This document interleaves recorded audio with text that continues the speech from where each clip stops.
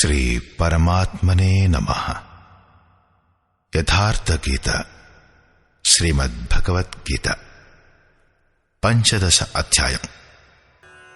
యోగేశ్వరుడైన శ్రీకృష్ణుడు కూడా సంసారాన్ని సముద్రంతోటి వృక్షంతోటి పోల్చాడు.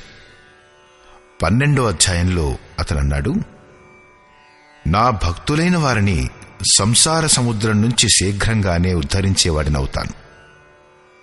ప్రస్తుత అధ్యాయంలో యోగేశ్వరుడైన శ్రీకృష్ణుడు ఇలా అంటాడు, సంసారం ఒక వృక్షం, దీనిని నరుకుతూనే యోగులు ఆ పరమపదాన్ని వెతుకుతారు అని. అదెలాగో చూద్దాం. శ్రీ భగవానువాచ.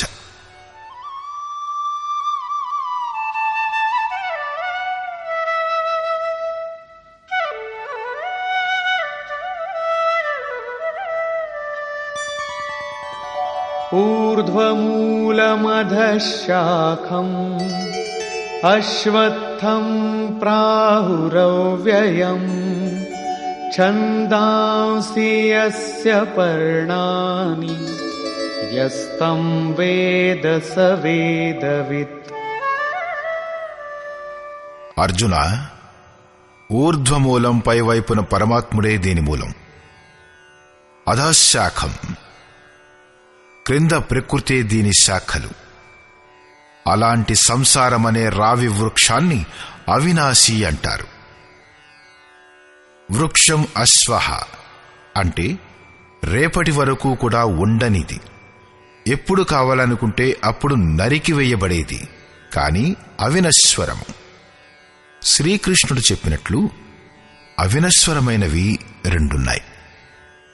ఒకటి సంసారమనే వృక్షం, అవినశ్వరం. రెండవది దానికంటే అతీతమైనది పరమ అవినశ్వరం. వేదాలు ఈ అవినశ్వర సంసార వృక్షం యొక్క ఆకులు అనబడ్డాయి. ఎవరైతే ఈ సంసారమనడి వృక్షాన్ని విదితం చేసుకుంటాడో అతను వేదాల జ్ఞాత. ఈ సంసార వృక్షాన్ని తెలుసుకున్నవాడే వేదాలను తెలుసుకున్నవాడు. కాని గ్రంథాలను చదివి వేదాలను అర్థం చేసుకోలేము. పుస్తకాలను చదివితే అటు వెళ్లాలనే ప్రేరణ మాత్రం కలుగుతుంది. ఆకులకు బదులుగా వేదాల అవసరం ఏమిటి?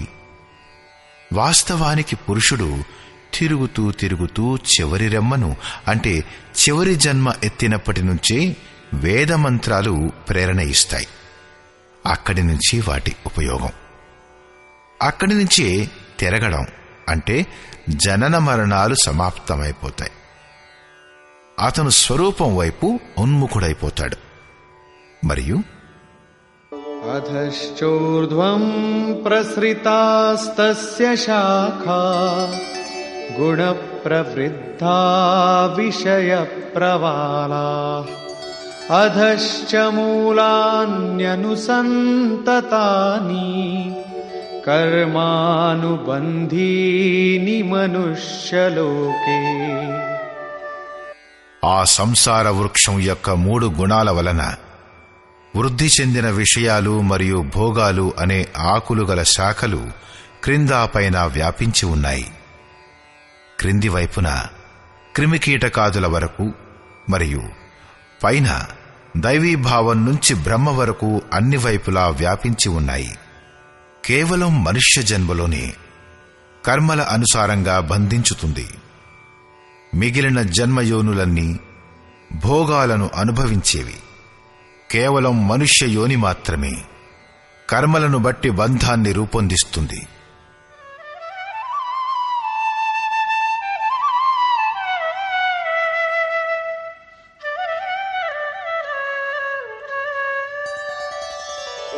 న రూపమస్యేహ తథోపలభ్యతే నాంతో న చాదిర్న చ సంప్రతిష్ఠా అశ్వత్థమేనం సువిరూఢమూలం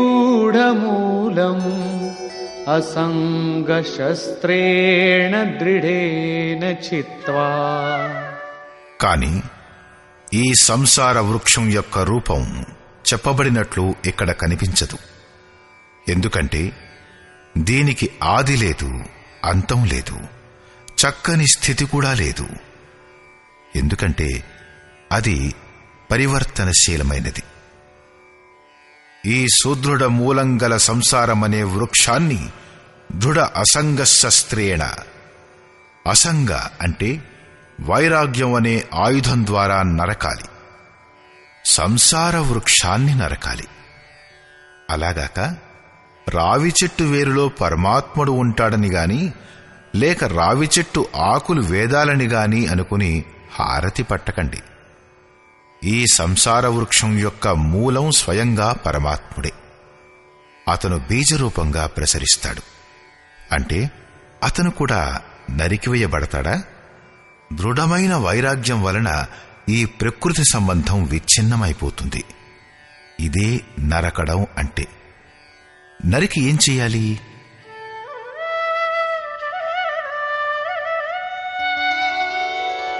తతః పదం తత్ పరిమార్గితవ్యం యస్మిన్ గతా న నివర్తంతి భూయః తమేవ చాద్యం పురుషం ప్రపద్యే యతః ప్రవృత్తి ప్రసృతా పురాణీ. దృఢ వైరాగ్యం ద్వారా సంసార వృక్షాన్ని నరికిన తరువాత ఆ పరమపదుడైన పరమేశ్వరుణ్ణి చక్కగా వెతకాలి. అతనిలో ప్రవేశించిన పురుషులు మళ్లీ వెనుకకు, అంటే సంసారంలోకి, అంటే ప్రపంచంలోకి రారు. అంటే పూర్ణ నివృత్తిని పొందుతారు. కాని అతనిని వెతకడం ఏ రకంగా సంభవం?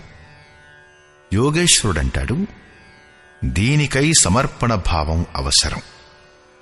ఏ పరమేశ్వరుని వలన పురాతనమైన సంసార వృక్ష ప్రవృత్తి వ్యాపకాన్ని పొందిందో ఆ ఆది పురుషుడైన పరమాత్మునికి శరణ్యం నేను.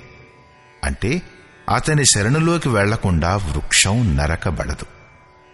ఇప్పుడు శరణులో వెళ్లిన వైరాగ్యంలో స్థితుడైన పురుషుడు వృక్షం నరకబడిందని ఎలా తెలుసుకోగలడు? దాని గుర్తింపేమిటి? అప్పుడు ఇలా అంటాడు, నిర్మాణమోహాజిత సంగదోషా అధ్యాత్మ నిత్యా వినివృత్త కామా ద్వంద్వైర్విముక్తా సుఖ దుఃఖ సంజ్ఞైర్ గచ్చంత్యమూఢా పదమవ్యయం తత్.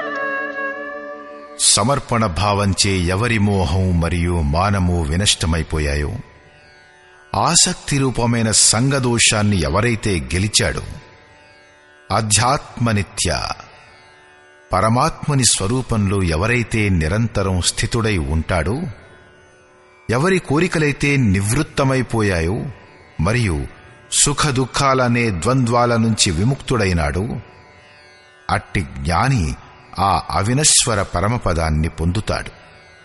ఈ దశకు చేరుకోనంత వరకు సంసార వృక్షం నరకబడదు. ఇక్కడి వరకు వైరాగ్యం యొక్క అవసరం ఉంటుంది.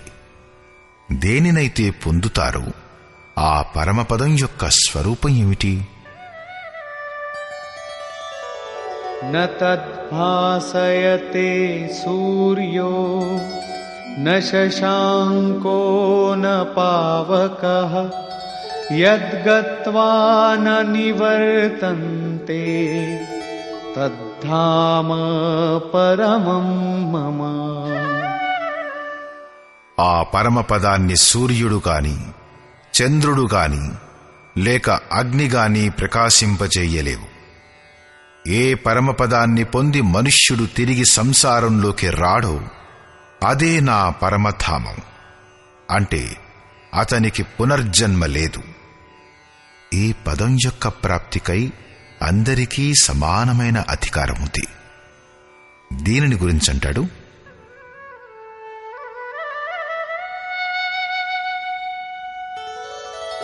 మమైవాంశో జీవలోకే జీవభూతః సనాతనః మనః షష్ఠానీంద్రియాణి ప్రకృతిస్థాని కర్షతి. జీవలోకే అంటే ఈ దేహంలో ఈ జీవాత్మ నా యొక్క సనాతన అంశం. అదే ఈ త్రిగుణమయీ మాయలో స్థితమై ఉండి మనస్సహితంగా 5 ఇంద్రియాలను ఆకర్షిస్తుంది. ఏ రకంగా? శరీరం యదవాప్నోతి యచ్చాప్యుత్క్రామతీశ్వరః గృహీత్వైతాని సంయాతి వాయుర్గంధాని వాశయాత్. ఏ రకంగానైతే గాలి వాసనను గ్రహిస్తుందో అలాగే దేహానికి స్వామి అయిన జీవాత్మ ఏ శరీరాన్ని ముందు త్యాగం చేసిందో దాని నుంచి మనస్సు మరియు 5 ఇంద్రియాల కార్యకలాపాలను గ్రహించి మళ్లీ ఏ శరీరాన్ని పొందుతుందో అందులోకి వెడుతుంది. తరువాతి శరీరం అప్పటికప్పుడే నిశ్చితమై ఉన్నప్పుడు అన్నం పిండాలు చేసి ఎవరికి అర్పిస్తారు? తీసుకునేవారెవరు? కాబట్టి శ్రీకృష్ణుడు అర్జునుడితో అన్నాడు, పిండోదక క్రియలు లుప్తమైపోతాయనే ఈ అజ్ఞానం నీకెక్కడి నుంచి వచ్చింది అని. అక్కడికి వెళ్లి ఏం చేస్తుంది? మనస్సహితంగా 6 ఇంద్రియాలేవి? శ్రోత్రం చక్షుః స్పర్శనం చ రసనం ఘ్రాణమేవ చ అధిష్ఠాయ మనశ్చాయం విషయానుపసేవతే.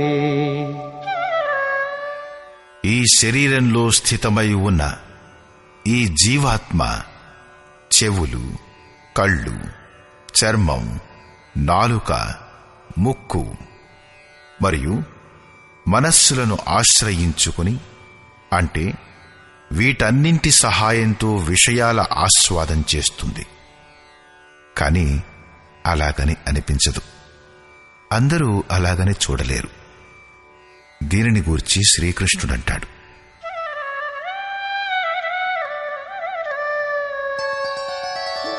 ఉత్క్రామంతం స్థితం వాపి భుంజానం వా గుణాన్వితం విమూఢానానుపశ్యంతి పశ్యంతి జ్ఞానచక్షుషః. శరీరాన్ని వదిలివెడుతూ శరీరంలో ఉంటూ విషయాలను అనుభవిస్తూ లేక 3 గుణాలతో యుక్తమై ఉంటూ కూడా జీవాత్మను ముఖ్యంగా మూఢులు, అజ్ఞానులు తెలుసుకోలేరు. కేవలం జ్ఞానమనడి నేత్రాలు గలవారే దాని గురించి తెలుసుకుంటారు, దానిని చూస్తారు. ఇప్పుడు ఆ దృష్టి దొరికేదెలా? చూద్దాం.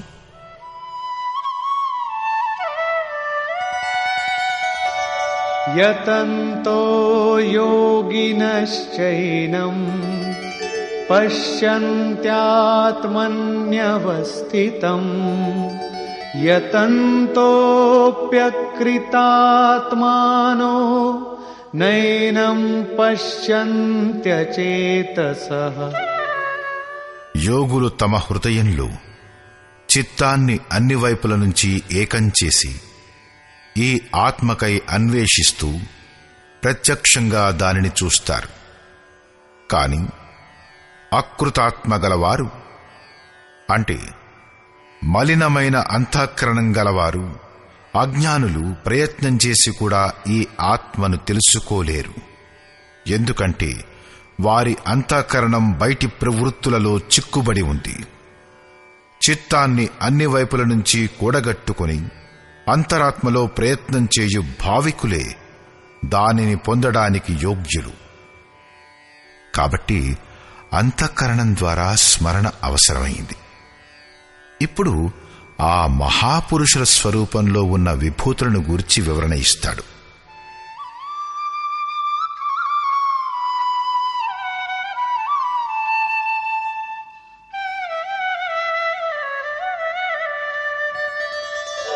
यदादित्यगतं तेजो जगद्भासयतेऽखिलम् यच्चन्द्रमसि यच्चाग्नौ तत्तेजो विद्धि मामकम्. ఏ తేజమైతే సూర్యునిలో ఉంటూ సంపూర్ణ జగత్తును ప్రకాశింపచేస్తుందో, ఏ తేజమైతే చంద్రునిలో ఉందో, ఏ తేజమైతే అగ్నిలో ఉందో దానిని నువ్వు నాదిగానే తెలుసుకో. ఇప్పుడు మహాపురుషుని ద్వారా చేయబడే పనిని గురించి చెబుతాడు. గామావిశ్య చ భూతాని ధారయామ్యహమోజసా పుష్ణామి చౌషధీః సర్వాః సోమో భూత్వా రసాత్మకః. నేనే పృథ్వీలో ప్రవేశించి నా శక్తితో భూతాలన్నింటినీ ధరిస్తాను, మరియు చంద్రునిలో రసస్వరూపుడనై అన్ని చెట్లను బలపరుస్తాను.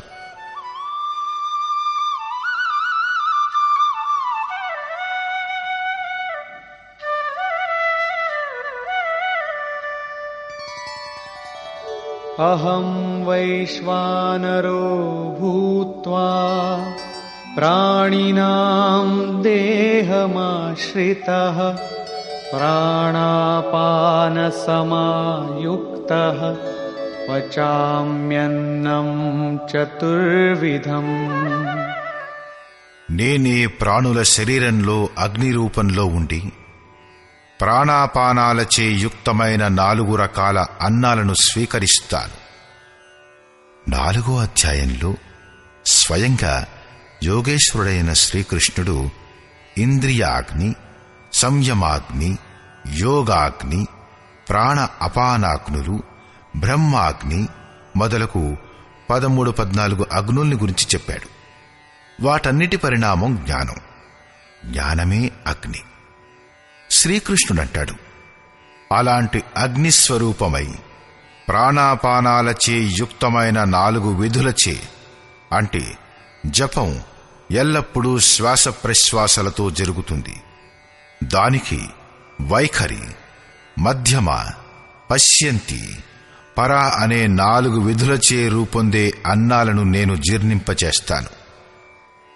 శ్రీకృష్ణుడి దృష్టిలో బ్రహ్మయే ఒక అన్నం. దాని వలన ఆత్మతృప్తి పొందుతుంది, మరింకెప్పుడూ అతృప్తిని అనుభవించదు. శరీరం పోషణకై ప్రచలితమైన అన్నాలకు యోగేశ్వరుడు ఆహార సంజ్ఞను ఇచ్చాడు. వాస్తవికమైన అన్నం పరమాత్ముడే. వైఖరి, మధ్యమ, పశ్యంతి మరియు పర అనే 4 విధుల గుండా వెలువడి ఆ అన్నం పరిపక్వమవుతుంది. దీనిని అనేక మంది మహాపురుషులు నామం, రూపం, లీల, ధామం అని కూడా అన్నారు. మొదట నామం జపం చేయబడుతుంది. క్రమంగా హృదయ దేశంలో ఇష్టదైవ స్వరూప వ్యక్తం కావడం మొదలవుతుంది. దాని తర్వాత అతని లీలలు బోధపడడం మొదలవుతుంది. ఆ ఈశ్వరుడు ఏ రకంగా అణువణువులో వ్యాపించి ఉన్నాడో, ఏ రకంగా అతను సర్వత్రా పనిచేస్తాడో ఆ రకంగా హృదయ దేశంలో క్రియాకలాపాల దర్శనమే లీల అంటే. బయట లభించే రామలీల, రాసలీలలు కావు.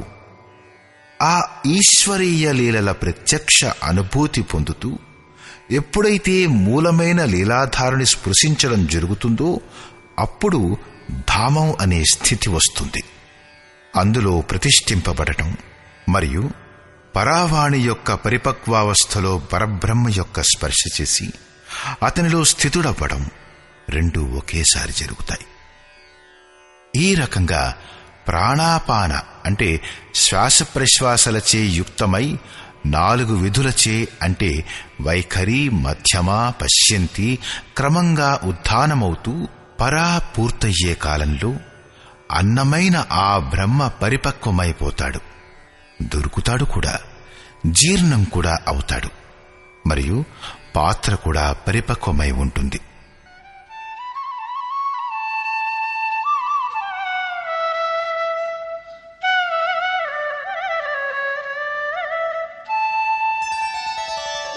सर्वस्य चाहं हृदि सन्निविष्टो मत्तः स्मृतिर्ज्ञानमपोहनं च वेदैश्च सर्वैरहमेव वेद्यो వేదాంతకృద్వేదవిదేమ చాహం. నేనే ప్రాణులందరి హృదయాలలో అంతర్యామిగా స్థితమై ఉన్నాను. నా వలననే స్వరూపం యొక్క స్మృతి వస్తుంది. ఏ పరమతత్వమైన పరమాత్ముడు విస్మృతమయ్యాడో అతని స్మరణ మరల రావడం, ఇది ప్రాప్తికాలం యొక్క చిత్రణ. స్మృతితో బాటుగా జ్ఞానం మరియు అపోహనం అంటే బాధల నుంచి విరామం, ఇదంతా ఇష్టదైవమైన నా వలననే జరుగుతుంది. అన్ని వేదాల ద్వారా తెలుసుకోగల యోగ్యమైన వాడను నేనే. వేదాంతం యొక్క కర్త అంటే వేదస్య అంతః వేదాంత, వేదాల అంతిమ స్థితి యొక్క కర్తను నేనే. వేదవిత్ కూడా నేనే అంటే వేదాల జ్ఞాతను. ఈ అధ్యాయం ఆరంభంలో అతనన్నాడు, సంసారం ఒక వృక్షం. పైన పరమాత్ముడు వేళ్లు మరియు కింద ప్రకృతి పర్యంతం శాఖలు ఉన్నాయి. ఎవరైతే ఈ వేళ్లతో ప్రకృతిని విభజించి తెలుసుకుంటాడో, వేళ్లతో సహా తెలుసుకుంటాడో అతను వేదవిత్తుడు. ఇక్కడంటాడు, నేను వేదవిత్తుడను. శ్రీకృష్ణుడు కూడా తత్వజ్ఞుడైన ఒక మహాపురుషుడు, యోగులకు కూడా పరమయోగి. ఇక్కడితో ఈ ప్రశ్న పూర్తయింది. సంసారంలో పురుషుని స్వరూపం 2 రకాలు అన్నదాన్ని గురించి చెబుతాడు.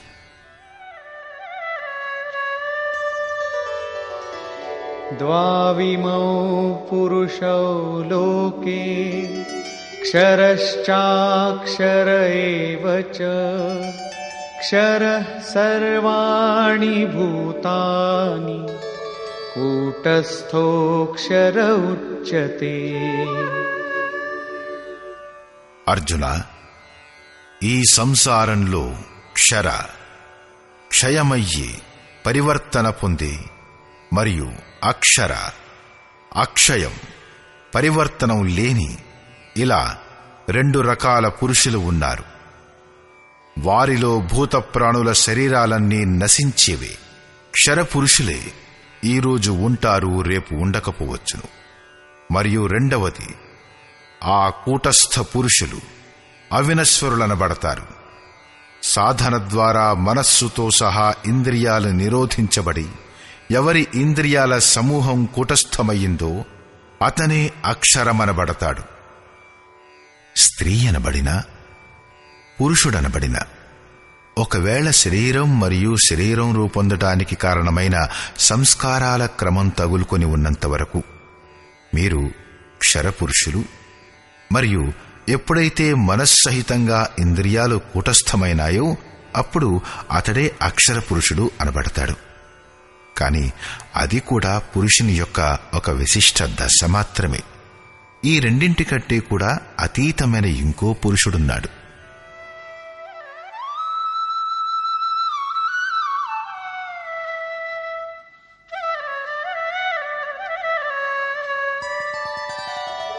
ఉత్తమః పురుషస్త్వన్యః పరమాత్మేత్యుదాహృతః యో లోకత్రయమావిశ్య బిభర్త్యవ్యయ ఈశ్వరః. ఈ ఇద్దరి కంటే అతి ఉత్తమ పురుషుడు వేరే ఉన్నాడు. అతను 3 లోకాల్లో ప్రవేశం చేసి అందరి పాలనా పోషణ చేస్తాడు. అతన్ని అవినశ్వరుడని, పరమాత్ముడని, ఈశ్వరుడని అనడమైనది. పరమాత్ముడు, అవ్యక్తుడు, అవినశ్వరుడు, పురుషోత్తముడు మొదలైనవి అతనిని పరిచయం చేసే పదాలు. వాస్తవానికి అతను అనిర్వచనీయుడు. ఇది క్షరం అక్షరం కంటే అతీతమైన మహాపురుషుని అంతిమ దశ. పరమాత్ముడు అనే ఆ స్థితిలో యోగేశ్వరుడైన శ్రీకృష్ణుడు తన పరిచయాన్ని కూడా ఇస్తాడు. ఎలా అంటే, యస్మాక్షరమతీతోహం అక్షరాదపి చోత్తమః అతోస్మి లోకే వేదే చ ప్రథితః పురుషోత్తమః. నశించే పరివర్తనమయ్యే క్షేత్రం కంటే సర్వదా అతీతమైన వాణ్ణి, మరియు అక్షర అవినశ్వర కూటస్థ పురుషుని కంటే కూడా ఉత్తముణ్ణి, లోకంలో మరియు వేదాలలో పురుషోత్తముడనే పేరుతో ప్రసిద్ధమైన వాణ్ణి.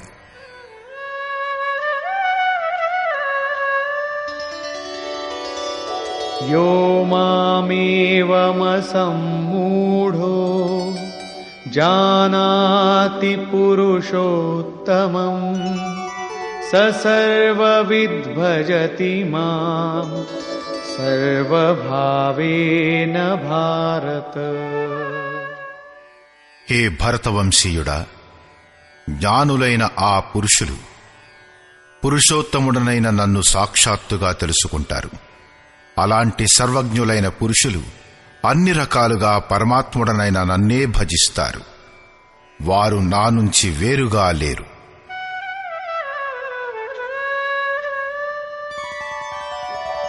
ఇతి గుహ్యతమం శాస్త్రం ఇదముక్తం మయా నఘ ఏతద్బుద్ధ్వా బుద్ధిమాన్ స్యాత్ కృతకృత్యశ్చ భారత.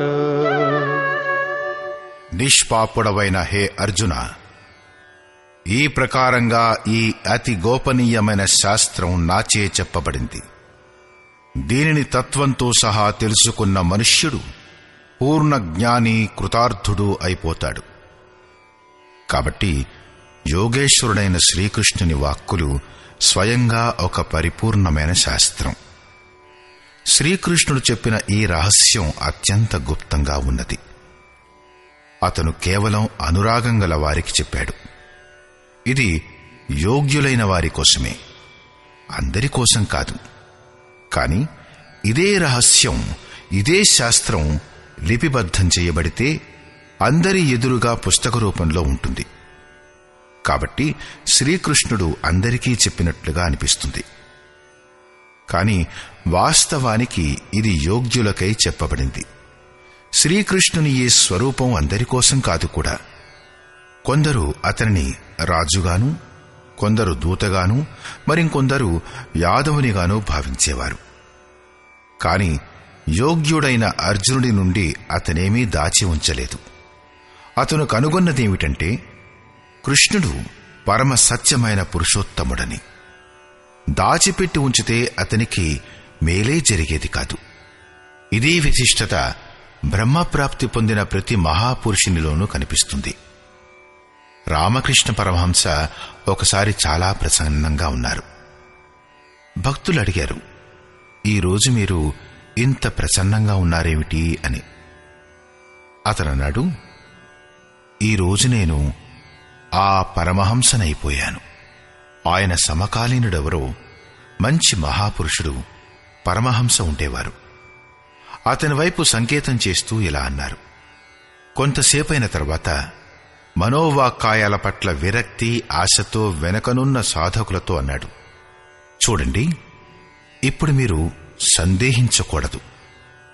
నేనే త్రేతాయుగంలో అవతరించిన రాముణ్ణి, ద్వాపరంలో అవతరించిన కృష్ణుణ్ణి. నేను వారి పవిత్ర ఆత్మనే, అదే స్వరూపాన్ని. బ్రహ్మప్రాప్తి పొందాలనుకుంటే నన్ను చూడండి.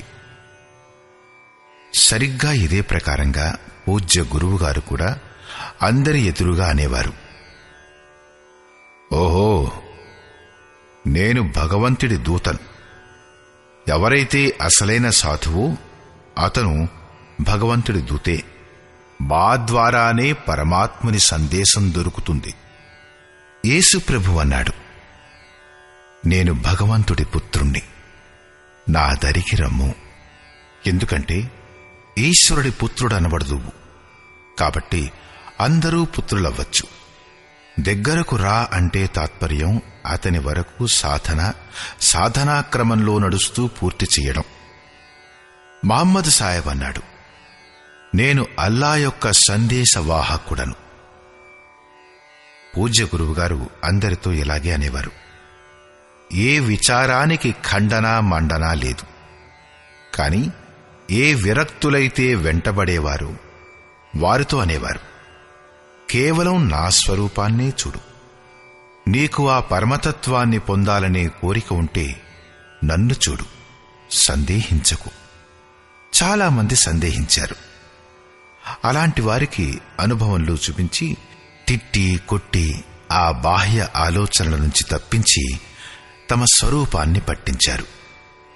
వారు నేటి వరకు మహాపురుషుని రూపంలో అవస్థితులై ఉన్నారు. ఇదే ప్రకారంగా శ్రీకృష్ణుడి స్థితి గోపనీయమైనదే. కాని తన అనన్య భక్తుడు, పూర్ణ అధికారి, అనురాగి అయిన అర్జునుడి పట్ల అతను దానిని ప్రకాశింపజేశాడు. ప్రతి భక్తుడికి అది సాధ్యమే. మహాపురుషుడు లక్షల మందిని ఆ దారిలో నడిపించగలడు. సారాంశం: ఈ అధ్యాయం ఆరంభంలో యోగేశ్వరుడైన శ్రీకృష్ణుడు ఇలా చెప్పాడు. సంసారం ఒక వృక్షం, రావి చెట్టు లాంటి వృక్షం. రావి చెట్టు ఒక ఉదాహరణ మాత్రమే. పైన దీని వేళ్లు పరమాత్ముడు, మరి క్రింద ప్రకృతి పర్యంతం దీని శాఖలు ఉపశాఖలు ఉన్నాయి. ఎవరైతే ఈ వృక్షాన్ని వ్రేళ్లతో సహా అర్థం చేసుకుంటాడో అతను వేదాల జ్ఞాత. ఈ సంసార వృక్షం శాఖలు పైన కింద సర్వత్రా వ్యాప్తి చెంది ఉన్నాయి. దీని వేళ్లు కూడా పైన కింద సర్వత్రా వ్యాపించి ఉన్నాయి. ఎందుకంటే ఆ వేళ్లు ఈశ్వరుడు, మరియు అతనే బీజరూపంగా ప్రతి జీవుని హృదయంలో నివసిస్తున్నాడు. పౌరాణిక కథ ఏమిటంటే, ఒకసారి కమలంపై కూర్చున్న బ్రహ్మ ఇలా అనుకున్నాడు, నా ఉద్గమం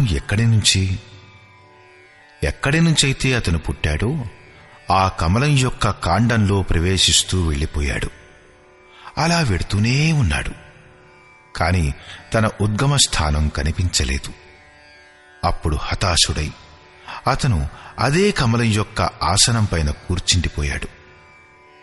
చిత్తాన్ని నిరోధించడం మొదలుపెట్టాడు. ధ్యానం ద్వారా అతను తన మూల ఉద్గమాన్ని చూడగలిగాడు.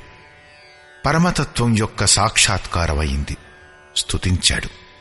పరమస్వరూపం నుంచి ఆదేశం లభించింది, నేను సర్వత్రా ఉన్నాను. కాని నన్ను పొందే స్థానం హృదయం మాత్రమే. హృదయదేశంలో ఎవరైతే ధ్యానం చేస్తారో అతను నన్ను పొందుతాడు అని. బ్రహ్మ ఒక ప్రతీక మాత్రమే.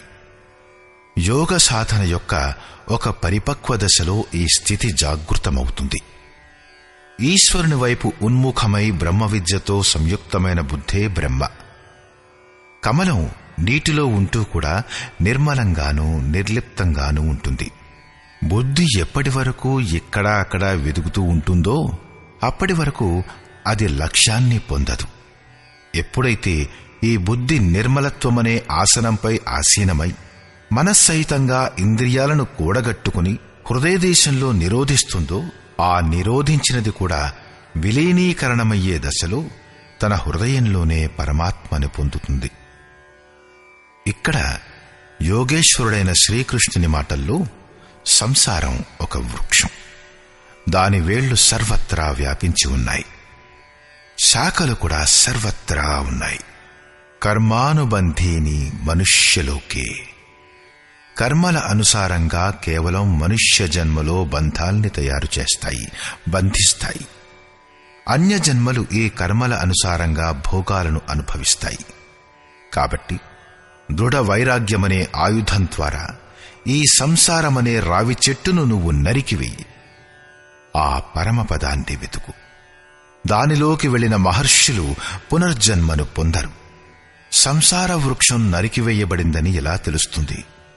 యోగేశ్వరుడంటాడు, ఎవరైతే సన్మానం మరియు మోహాలచే సర్వదా రహితుడు, ఎవరైతే సంగదోషాన్ని గెలిచాడో, ఎవరి కోరికలు నివృత్తమైపోయాయో, ఎవరైతే ద్వంద్వాల నుంచి విముక్తుడైపోయాడో ఆ పురుషుడు ఆ పరమతత్వాన్ని పొందుతాడు.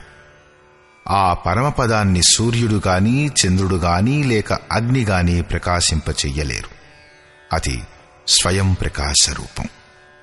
దానిలోకి వెళ్లిన వారు వెనుకకు తిరిగి రారు. అది నా పరంధామం. దానిని పొందే అధికారం అందరికీ ఉంది. ఎందుకంటే ఈ జీవాత్మ నా యొక్క శుద్ధమైన అంశం. శరీరాన్ని త్యాగం చేసే సమయంలో జీవాత్మ మనస్సు మరియు పంచజ్ఞానేంద్రియాల కార్యకలాపాల్ని వెంట తీసుకుని కొత్త శరీరాన్ని ధరిస్తుంది. సంస్కారం సాత్వికమైనదైతే సాత్విక స్థాయిని చేరుతుంది. రాజసమైతే మధ్యస్థానాన్ని, మరియు తామసికమైతే అధమ జన్మలకు చేరుకుంటుంది. ఇంద్రియాలకు అధిష్టాత అయిన మనస్సు ద్వారా విషయాలను చూస్తుంది, అనుభవిస్తుంది. ఇది చూడనలవి కానిది. దీనిని చూడటానికి సాధనం జ్ఞానమే. ఏదో ఒకటి గుర్తుంచుకోవడం జ్ఞానం కాదు. యోగులు హృదయంతో చిత్తాన్ని కూడగట్టుకుని ప్రయత్నం చేస్తేనే దానిని చూడగలుగుతారు. కాబట్టి జ్ఞానం సాధనగమ్యమైనది. అధ్యయనం వలన దాని పట్ల ఆసక్తి ఉత్పన్నమవుతుంది. సంశయయుక్తులైన అకృతాత్ములు ప్రయత్నం చేస్తూ కూడా దానిని పొందలేరు. ఇక్కడ ముక్తి పొందు స్థానం వర్ణించబడింది. కాబట్టి ఆ దశలో విభూతుల ప్రవాహం స్వాభావికం. వాటిని వివరిస్తూ యోగేశ్వరుడైన శ్రీకృష్ణుడంటాడు, సూర్యుడు మరియు చంద్రుడులోని తేజాన్ని నేను, అగ్నిలో తేజాన్ని నేనే. నేనే ప్రచండ అగ్ని రూపంలో 4 రకాలుగా పరిపక్వమయ్యే అన్నాన్ని స్వీకరిస్తాను. శ్రీకృష్ణుడి మాటల్లో అన్నం అంటే ఏకైక పరబ్రహ్మ. దానిని పొంది ఈ ఆత్మ తృప్తి పొందుతుంది. వైఖరి నుంచి పరా వరకు అన్నం పరిపక్వమై జీర్ణమవుతుంది. ఆ పాత్ర కూడా అంతరించిపోతుంది. ఈ అన్నాన్ని నేనే జీర్ణింపచేస్తాను. అంటే సద్గురువు ఎప్పటి వరకు రథుడు కాడో అప్పటి వరకు ఇది లభించదు. దీనిని గూర్చి నొక్కి చెబుతూ యోగేశ్వరుడైన శ్రీకృష్ణుడు మళ్లీ అంటాడు, సమస్త ప్రాణుల అంతర్దేశంలో స్థితుడనై ఉంటూ నేనే స్మృతిని ఇప్పిస్తాను. ఏ స్వరూపం విస్మృతం కాబడిందో దాన్ని తిరిగి స్మృతిలోకి తెస్తాను. స్మృతితో బాటు దొరికే జ్ఞానం కూడా నేనే.